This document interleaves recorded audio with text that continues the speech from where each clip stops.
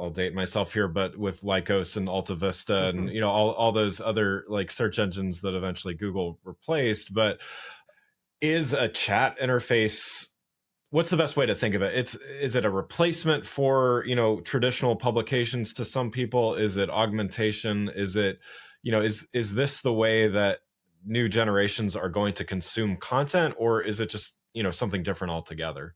Yeah, I mean, you just asked a potentially multi-trillion-dollar question, right? Yeah, Like, yeah. Sorry. No no, pressure. it's totally fine. It's one of a number of really good right questions, to ask. And I think the answer is eventually maybe, right? And Yeah, but I yeah. think, you know, as I was thinking about this, I remember doing some project work with a guy who is like, at the top of the game in terms of user interface design. And we got into a whole conversation about and this was like 2005. So, I'll date myself as well. I mean, I've been doing internet stuff since 93, 94. Like Yeah, yeah. it's been a run. And, these debates keep coming up, right? E-commerce was one of the ones that I remember very vividly from the mid 90s. Like, who's going to put a credit card into the internet, right? Like, it's Right. like, Right. now you look at it and you go, of course we're going to do that. But at the time, all the big publications were, and, NBC News, everybody was asking this question, like, is e-commerce going to be a thing? And clearly it turns out it Right. is. And so, like, I think history serves some good lessons here, but this guy that I really learned about user interface design and user experience design from really talked about the different modes that people access information. And the fact is that some of us like hierarchical menus and some of us like search boxes. Some of us like to scroll visual pages.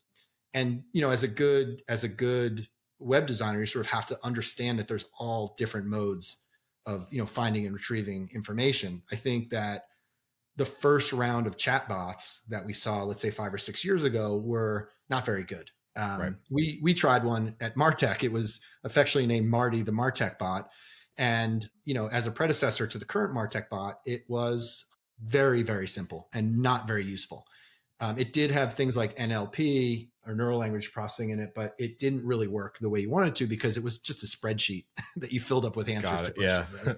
If you forgot a question, it didn't know the answer to it. It had no way of retrieving or even inventing or even hallucinating, for good or bad, answers to certain questions. And now we see this like radical explosion. And I have to say, I sort of committed about 2 months ago to really trying all these things. And like, I have Perplexity as my browser on my phone now. And I kind of blown away by it. The notion of having conversation with a piece of content to get the answers that you need is a radically different thing. And, we all have, I think humans as a human, like, you have a different reaction to that. Some people get freaked out by it. Other people are like, this is amazing.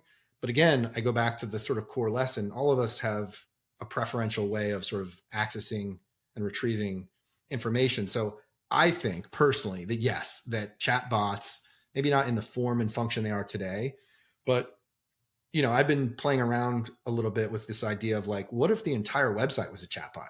Right. Right? Like, Right. you come to the website and you just say like, hey, I'm at martech.org and I'm interested in learning about, I don't know, customer experience. And it just does the thing, right? Like, here's all the things we know about customer experience. What would you like to know?